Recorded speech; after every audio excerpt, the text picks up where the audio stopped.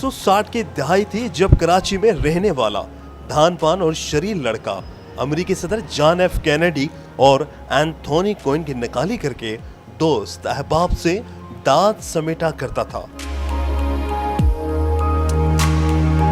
उसने 16 साल की उम्र में कमर्शियल थिएटर से अपने कैरियर का आगाज किया।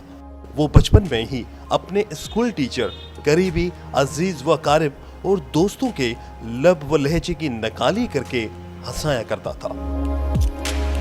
कुदरत ने उसे टैलेंट अता किया था और फिर मुसलसल मेहनत, रियाजत से वो उर्दू का सबसे मोतबर मज़ाहिया फनकार, नकाल और मेजबान कहलाया, जिसे दुनिया मोइन अख्तर के नाम से जानती है।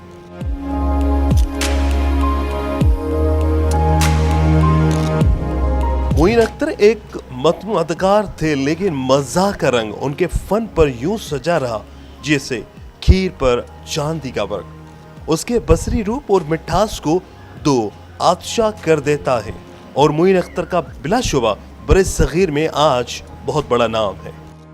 मोइन 24 दिसंबर 1950 को पैदा हुए और 22 अप्रैल 2011 को दुनिया छोड़ गए। उन्होंने अपनी जिंदगी के 60 वर्षों में 44 साल फन की दुनिया के नजर किए।